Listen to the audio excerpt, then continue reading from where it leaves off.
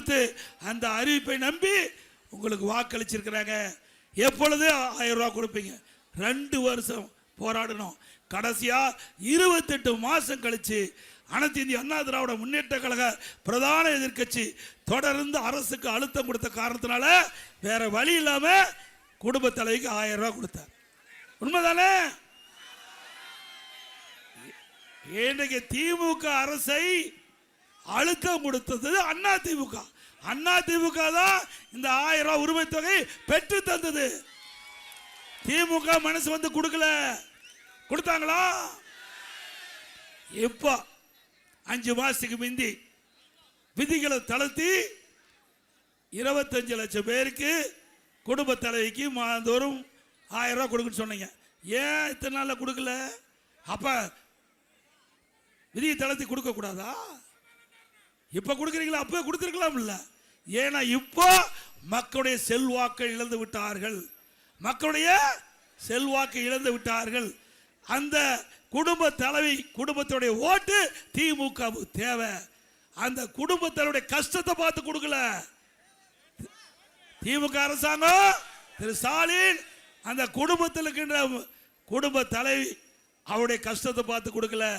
வருகின்ற சட்டமன்ற தேர்தலில் அந்த குடும்ப தலைவருடைய ஓட்டு திமுகவுக்கு தேவை. அதனால கொடுத்தீங்க. அண்ணா திமுக அப்படி இல்லை. ஆட்சிக்கு வந்த உடனே ஏற்கனவே குறிப்பிட்ட மாதிரி எங்களுடைய தேர்தலில் அறிவிக்கப்பட்டவாறு மாதந்தோறும் குடும்ப தலைவிக்கு அவருடைய வங்கி கணக்கில் 2000 ரூபாய் வழங்கப்படும். இன்னைக்கு கூட காலையில் ஒரு பத்திரிகை என்னை பேட்டி கேட்டாங்க. எப்படிங்க கொடுப்பீங்க? நீங்க எப்படி கொடுப்பீங்க? ஏற்கனவே கடன் இருக்குதுன்னு. கடன் இருக்கு உண்மைதான். ஆள தெரியாத ஆண்டா கடன் தான் ஆகும். ஆள தெரியாத நாட்டானா கடன் தான் வரும். ஆள தெரிகின்றவர் ஆண்டா தேவையான திட்டம் கிடைக்கும். சொல்லிட்டு கொரோனா காலங்க எல்லாருக்கும் தெரியும்ல. 1 வருஷம் அரசுக்கு வருவாய் வந்ததா? இந்த கடையெல்லாம் திறந்து வச்சாங்களா? ஜிஎஸ்டி கிடையாது. கொஞ்சம் 1 ரூபா வருமானம் வரி கிடையாது. பெட்ரோல் பங்க் டீசல் திறக்கல. பெட்ரோல் பங்க் திறக்கல. அதில் இருக்கிற வரி வருவாய் இல்லை. டாஸ்மாக் திறக்கல, வருவாய் இல்லை. பத்திரப்பதிவு வருவாய் இல்லை. ரோட் டாக்ஸ் இல்லை. எக்ஸைஸ் இல்லை. 1 ரூபா வரி வருவாய் இல்லாம 1 வருஷம் சிறப்பான ஆட்சி கொடுத்த அரசாங்கம் அண்ணா திமுக. அது மட்டும் இல்ல, 40,000 ரூபாய் கொரோனாவுக்கு செலவு. 40,000 ரூபாய், 40,000 கோடி. சரி, 40,000 லட்சம்.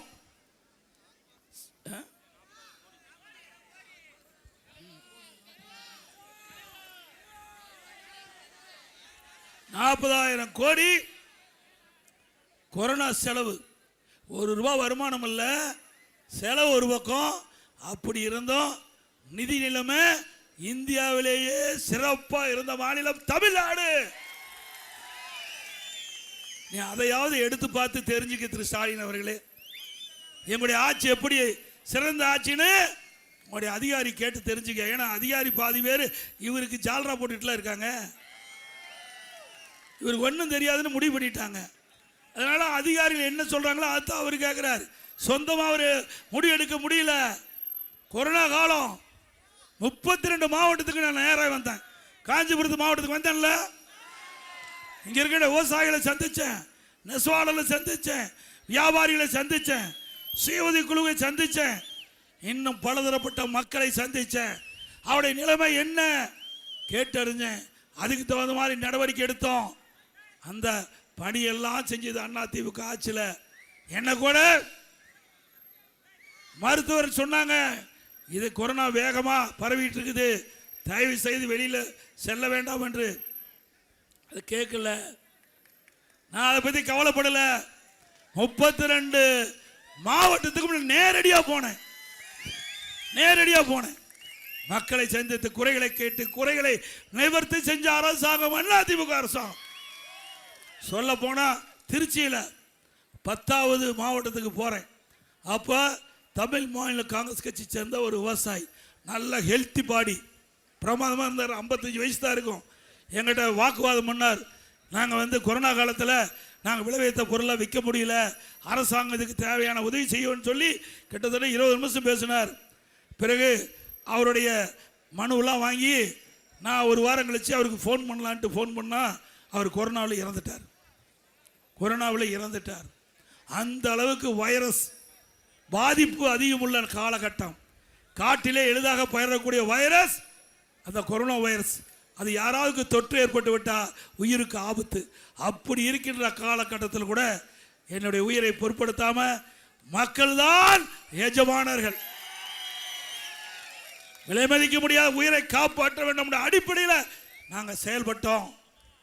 அதனால இன்றைக்கு மக்கள் நிம்மதியாக வாழ்றாங்க. வல்லரசு நாட்டில் கூட பல்லாயிரக்கணக்கான பேர் கொரோனா வைரஸ் பாதிச்சு இறந்தாங்க.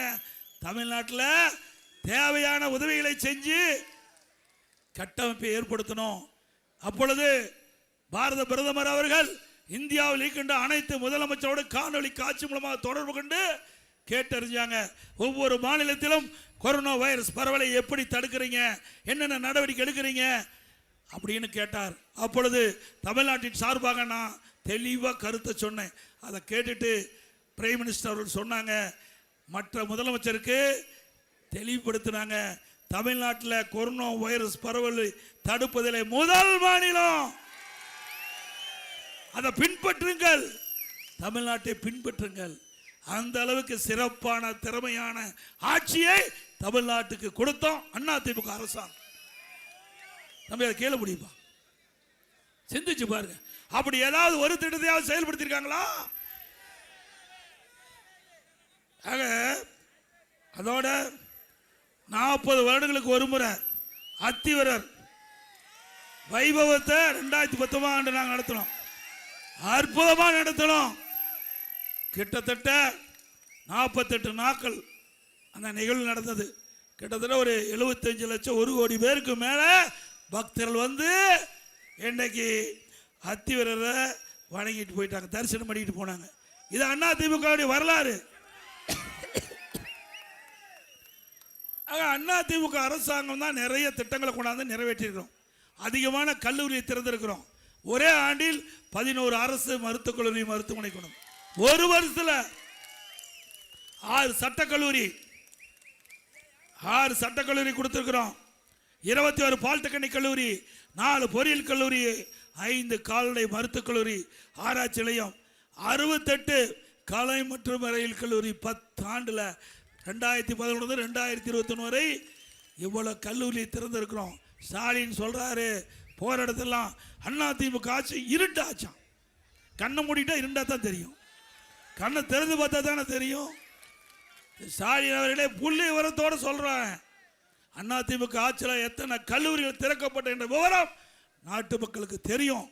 வேண்டுமென்ற திட்டமிட்ட அவதூறு செய்தியை பரப்பி இன்றைக்கு அரசியல் ஆதாயம் தேட முற்பட்டா நீங்க படுதோல்வி இந்த தேர்தலில் அடைவீங்க. அதிமுகவில் 248 தொடக்கப்பள்ளி திறந்தோம், 117 தொடக்கப்பள்ளி நடுநிலைப்பள்ளியாக உயர்த்தினோம், 1079 நடுநிலைப்பள்ளிகள் உயர்நிலைப்பள்ளியாக உயர்த்தினோம், 604 உயர்நிலைப்பள்ளிகள் மேல்நிலைப்பள்ளியாக உயர்த்தினோம். அப்போ இருக்கிற பள்ளி கல்வித்துறை அமைச்சர் சட்டமன்றத்தில் பேசுகிறார், ஏங்க நீங்கள் பள்ளியெல்லாம் மூடிட்டீங்கன்னா உங்கள் இஷ்டத்துக்கு பள்ளிக்கூடத்தை திறந்துட்டீங்க, அதனால் மூடிட்டோங்கிறார். பள்ளியை திறந்தது அதிமுக அரசாங்கம், பள்ளி மூடிது. எவ்வளவு யதார்த்தமாக பதில் சொல்கிறாங்க.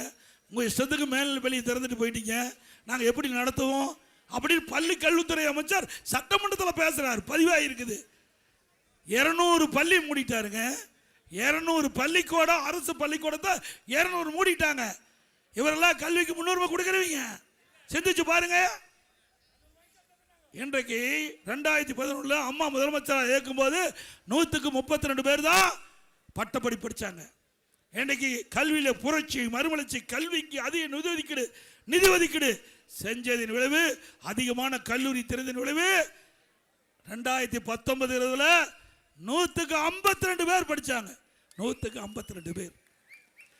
இன்றைக்கு மத்திய அரசாங்கம் 2030 அடைய வேண்டிய இலக்கை தமிழ்நாடு 2019-20 அடைந்தது. அப்படி உயர்கல்வியிலேயே இந்தியாவிலேயே முதன்மை மாநிலம், இந்தியாவிலேயே உயர்கல்வி படிப்பதில் முதல் மாநிலம். இப்படி ஏதாவது சொல்ல முடியுமா?